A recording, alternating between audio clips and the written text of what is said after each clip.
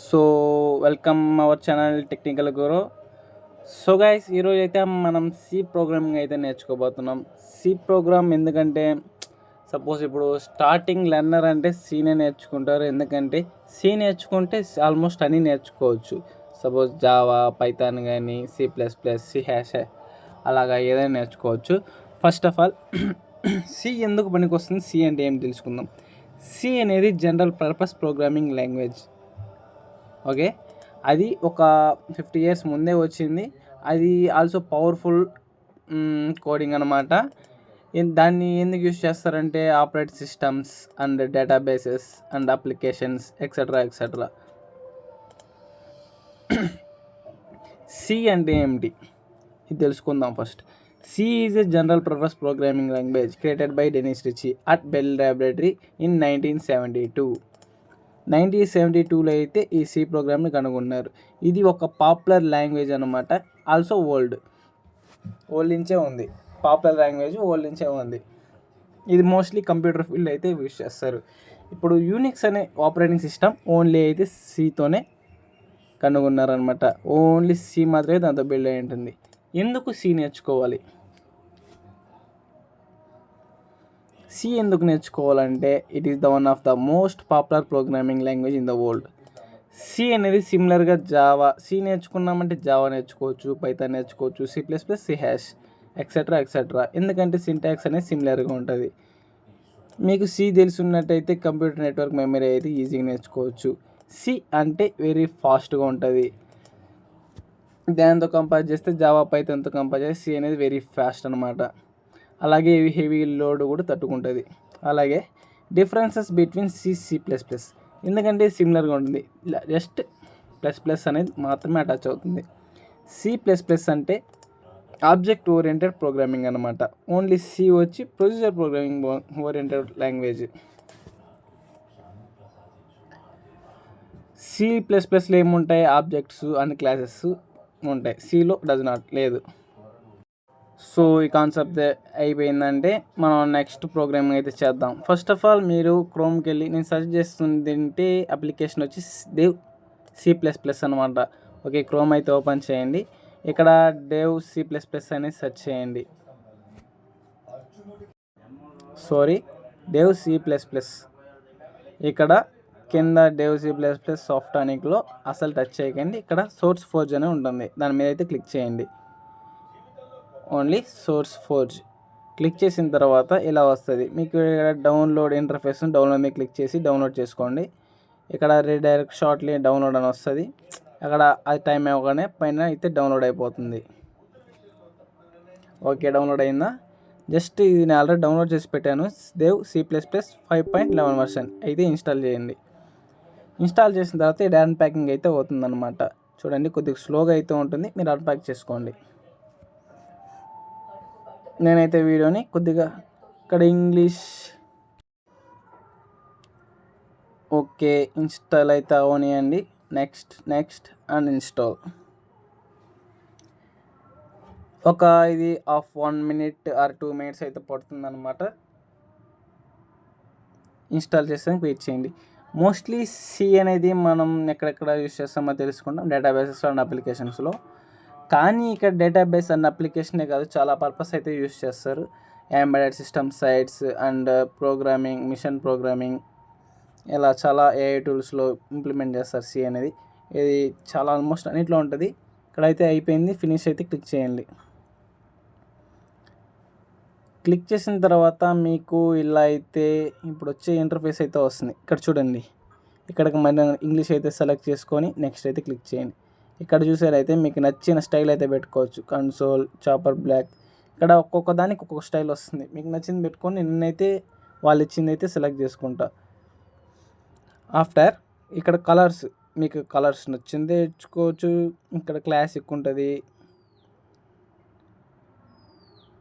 నచ్చింది మీకు ఓషియన్ కానీ, విజువల్ స్టూడియో అండ్ బోర్లాండ్, మ్యాట్రిక్స్. నేనైతే క్లాసిక్ అయితే సెలెక్ట్ చేసుకొని ఇక్కడైతే జీనోమీ అని పెట్టుకునేస్తాం. జీనోమీ వచ్చి ఇలా ఉంటుందన్నమాట. కింద paper style, folder opening type అలా వస్తుంది. ఆ తర్వాత నేను నెక్స్ట్ మీద క్లిక్ చేసేయండి. ఆ తర్వాత ఓకే. ఇలా అయితే ఇంటర్ఫేస్ వస్తుంది. ఇలా ఇంటర్ఫేస్ వచ్చిన తర్వాత జస్ట్ మీరు ఫస్ట్ ఆఫ్ ఆల్ మనం స్ట్రక్చర్ అయితే చూద్దాం.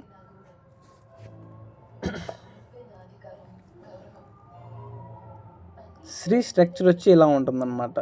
ఫస్ట్ అయితే హెడర్ ఫైల్ తీసుకుంటాం. హెడర్ ఫైల్ #include HTO అది హెడర్ ఫైల్స్ అంటాం. చాలా లైబ్రరీస్ అయితే ఉన్నాయి, ఇదే కాదు చాలా లిప్స్ అయితే ఉన్నాయి. ఫస్ట్ ఇది, ఆ తర్వాత మెయిన్, ఇంట్ మెయిన్ కానీ వాయిడ్ మెయిన్ కానీ మీకు నచ్చింది తీసుకోవచ్చు. ఆ తర్వాత కర్లీ బ్రాకెట్స్ ఓపెన్ ప్రింట్, ఇది స్టేట్మెంట్ అనమాట. రిటర్న్ 0, రిటర్న్ అయితే 0 చేస్తాం. మనకి ఇక్కడ ఏమైనా వాల్యూ ఉంటే వాల్యూ రిటర్న్ చేస్తాం, లేదా 0 అంతే. ఇది కర్లీ బ్రాకెట్స్ క్లోజ్. టోటల్ ఇది ఎక్కడ స్టార్ట్ అవుతుందో అక్కడ ఎండ్ అప్ వరకు మనకి టోటల్ బాడీ వస్తుంది. మెయిన్ ఎక్కడ నుంచి స్టార్ట్ అయితే మొత్తం లాస్ట్ వరకు బాడీ వస్తుంది. సో దీన్ని క్లోజ్ చేస్తున్నా. ఆ తర్వాత ఫైల్ మీద క్లిక్ చేసి న్యూ మీద క్లిక్ చేయండి.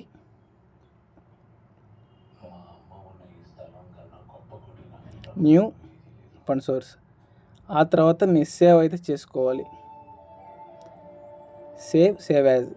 నేను ఇక్కడ ఆల్రెడీ ఫోల్డర్ అయితే క్రియేట్ చేసుకున్నాను. దాని అయితే నేను సెలెక్ట్ ప్రోగ్రామ్స్. ఆ తర్వాత ఇక్కడ చూసినట్టయితే నేను ఇక్కడ ఫస్ట్ హలో వరల్డ్ ప్రింట్ చేస్తా. ఇక్కడ హలో వరల్డ్ అని సెర్చ్ టైప్ చేసి ఇక్కడ కింద నేను సి ఇస్తా, లేదా ఇక్కడ ఆల్ ఫైల్స్ పెట్టుకొని మీరు కావాలంటే డాట్ ఎక్స్టెన్షన్ పెట్టుకొని డాట్ సి పెట్టుకుంటే సి ఫైల్లోకి సేవ్ అవుతుంది. లేదా మేము ఇక్కడ పెట్టుకోవచ్చు. Okay, save. నెక్స్ట్ ఇక్కడ వచ్చి ఫస్ట్ హెడర్ ఫైల్ అయితే ఇవ్వాలి. #include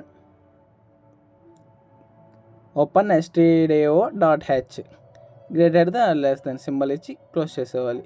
ఆ తర్వాత void main or int main, నేనైతే ఇంట్ మెయిన్ ఇస్తాను ఫస్ట్ కాబట్టి ఇంట్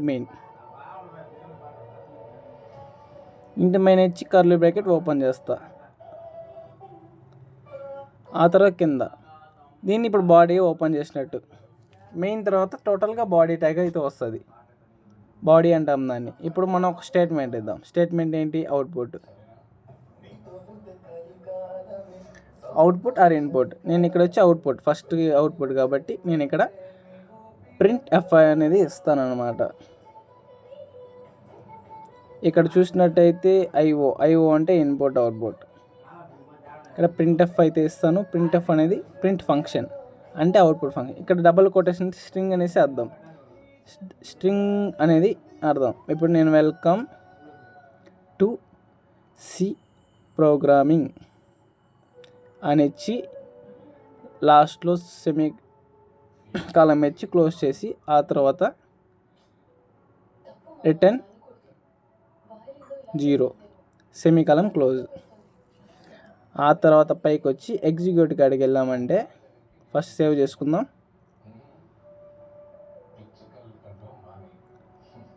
ఆ తర్వాత పైన ఎగ్జిక్యూట్. ఇక్కడ చూసినట్టయితే కంపైల్ వస్తుంది, రన్ వస్తుంది, అండ్ కంపైల్ అండ్ రన్ వస్తుంది. మనం ఏదైనా తీసుకోవచ్చు. ఫస్ట్ మనం కంపైలింగ్ చేద్దాం. కంపైల్ ఇక్కడ కింద చూసుకున్నట్టయితే ఇక్కడ కంపైల్ అవుతుంది 0 errors అండ్ 0 warnings కదా. ఇక నేను ఒకవేళ సెమీకాలం తీయేస్తాను. ఇప్పుడు మళ్ళీ కంపైల్ చేస్తాను. కంపైల్ చేసిన ఎర్రర్ వచ్చింది. ఏం వచ్చింది? ఎక్స్పెక్టెడ్ సెమీకాలం బిఫోర్ రిటర్న్ ముందు ఏంది మన సెమీకాలమే తీసేస్తాం కాబట్టి ఎర్రర్ వచ్చింది. మళ్ళీ పెడదాం, మళ్ళీ సేవ్ చేద్దాం. ఆ తర్వాత execute compile 0 errors 0 warnings. Next run. ఇక్కడ చూసినారా వెల్కమ్ టు సి ప్రోగ్రామింగ్. ఇది ఒక స్టేట్మెంట్. ఏమొచ్చింది? 0.0 milliseconds ఎగ్జిక్యూటెడ్. ఇది ఒక స్టేట్మెంట్ అనమాట, ప్రింట్ స్టేట్మెంట్. ప్రింట్ అంటే అవుట్పుట్. Next 0 return 0. ఇక్కడ మనం ఏ వాల్యూ రిటర్న్ చేయలేదు కాబట్టి 0 అనేసి మెన్షన్ చేస్తాం. సో ఇదే కాదు, నెక్స్ట్ మనం అయితే ఇక్కడ చూసినట్టే వెల్కమ్ టు సి ప్రోగ్రామ్ తీసి నేను ఇక్కడ నా ఛానల్ పేరు టెక్నికల్ గ్రో కదా, టెక్నికల్ గ్రో అని ఇస్తాను. మీకు నచ్చింది అయితే పెట్టుకోవచ్చు, మీ నేమ్ కానీ ఏదైనా సంథింగ్ ఏదైనా ఏదైనా పెట్టుకోవచ్చు. నేను ఇక్కడ టెక్నికల్ గ్రో ఇచ్చి సేవ్ చేసి ఆ తర్వాత ఎగ్జిక్యూట్ చేస్తున్నా. File compile and run both ఒకేసారి ఇచ్చేస్తాను. చూడండి టెక్నికల్ గ్రో. ఓకే, ఇక్కడ మీరు చూసినట్టయితే సపోజ్ మనం సింగిల్ స్టేట్మెంట్సే కాదు మల్టీ స్టేట్మెంట్స్ కూడా ఇవ్వచ్చు. ఫర్ ఎగ్జాంపుల్ నేను ప్రింట్ ఎఫ్నే కాపీ చేసుకొని మల్టిపుల్ టైమ్స్ చేయొచ్చు. సింగిల్ స్టేట్మెంట్ ఇవ్వాలంటే లేదు, మల్టిపుల్గానే ఇచ్చేయచ్చు. ఒకే స్టేట్మెంట్ 10 లైన్లు వచ్చి ఇవ్వచ్చు. ఇప్పుడు చూడండి, నేను కాపీ చేసుకుంటా. ఎంత బాడీ అని చెప్తాం. ఇది header file and main and print of, ఇది ఇంత బాడీ. ఓకే, ఇప్పుడు మనం మల్టిపుల్ స్టేట్మెంట్ అయితే ఇద్దాం. నేను ప్రింట్ ఆఫ్ కాపీ చేసుకుంటాను. కాపీ పేస్ట్ అయితే 4 లైన్గా పేస్ట్ చేస్తాను. ఫస్ట్ లైన్లో వచ్చి టెక్నికల్ గ్రో అలానే ఉండి మనం వెల్కమ్ అని పెట్టుకుందాం. Next line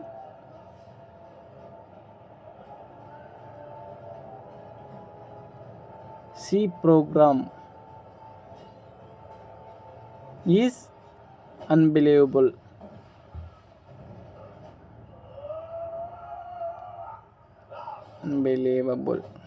Next line, C is very fast.